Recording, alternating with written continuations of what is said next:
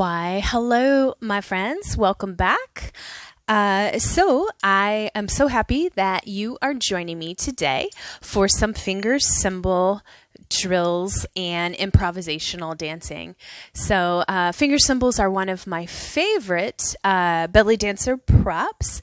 They're so much fun. I'm so glad that people still use them. They were extremely popular in American style belly dance back in the 1970s. And it seems like as the modern trend has leaned towards Egyptian style dance and different factors, in some groups they have lessened in popularity and you don't see people play them as much. But thankfully there are a lot of different dance groups, some fusion groups or some classic groups that still use them. So we're going to have some fun with them today. I have been studying with the Salimpur School of Dance for several years, and I'm very fortunate in that they really highly emphasize the use of finger cymbals, even right at the very beginning. So they also are very open with finger cymbal technique. Not only do we learn a lot of different cultural and folkloric styles, such as working with the Masmoudi beat, working with the Kashmala, the Chiftateli, these things, we also just learn beats as a drummer would. And I find that a lot of belly dancers, myself included, were taught more in patterns of threes, and that was pretty much it. We would play 1, 2, 3 type patterns such as this, and maybe faster or slower, but that was pretty much the extent of our finger cymbal education, which, not putting that down, that's amazing if you can carry a steady 3 or 3, 1, 3, these types of melodies while executing your moves. That's great. But there's a lot of other patterns out there. And so today we're going to deviate away from the 3's pattern and work on a 5's pattern. I'm calling it 5, 7, 5 pattern. So it's a little more intermediate, but it's a lot of fun. So I will talk you through it and play it. We'll play it a little bit together right here with no music.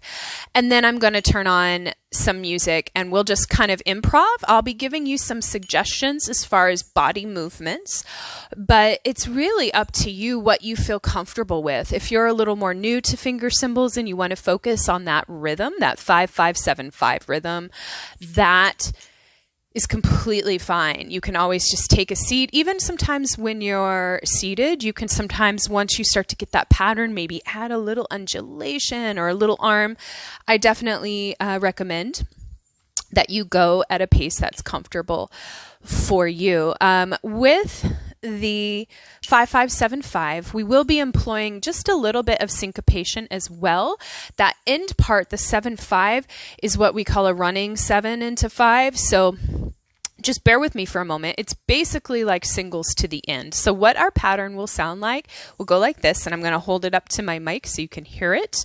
It's going to go, let me speak it first. 1, 2, 3, 4, 5, 1, 2, 3, 4, 5, 1, 2, 3, 4, 5, 6, 7, 1, 2, 3, 4, 5. One more time. 1, 2, 3, 4, 5, 1, 2, 3, 4, 5, 1, 2, 3, 4, 5, 6, 7, 1, 2, 3, 4, 5. Here we go.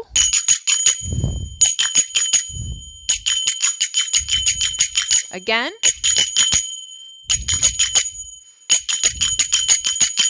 One more time.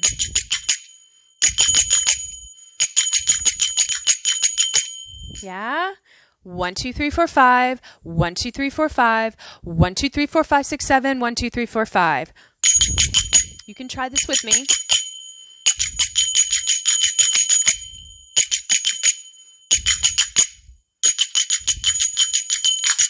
Right? So, and you may choose, I am alternating right and left. I'm not doing any like 1, 2, 3 or, anything like that. I've sometimes seen that in the Salimpur school. They're very adamant about you want to work towards not being too right hand dominant. So sometimes we would start doing those alternations with the right, and then she'd be like, all right, switch it starting with the left. So I advise you to find what's most comfortable. If you start getting comfy with the move and you're doing it starting on the right hand, maybe try starting on the left. So one more word before I put the music on. I will not be talking during the section where we'll be playing, because I want you to be able to hear the music and hear the cymbals if possible. Sometimes with the medium online, it's hard to get vocals, cymbals, music, all of these things at once. So we'll just kind of flow through that drill so you can hear that music. Moves.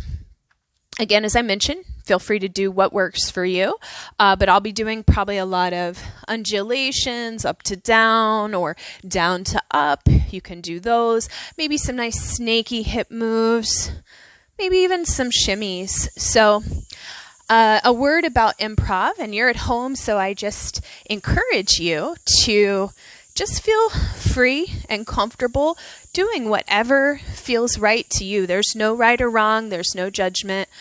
But it's also really good for us to just kind of follow the leader sometimes. The old style of teaching, we're very fortunate in our modern day in that a lot of teachers are very qualified and educated, and they work really hard to break things down step by step. In a lot of the old style of teaching, both in 1970s America and also if you work with an Egyptian teacher, let's say, is just quite literally follow the leader. Fun story, I studied once with Dina, a big star in Egypt, and now granted there was a language barrier, but nonetheless, her style of teaching was quite literally turning on music. She'd tell us all to sit down, and then she'd do an entire dance in its entirety, and then be like, "Get up, now you do." And that's how she talks. So I'm not saying that's a great way to learn, but it's important for us sometimes to just learn to kind of watch people and do what they do. So have some fun. I'm going to crank on the music, put on your finger cymbals, and we'll get started. 5, 5, 7, 5. Enjoy.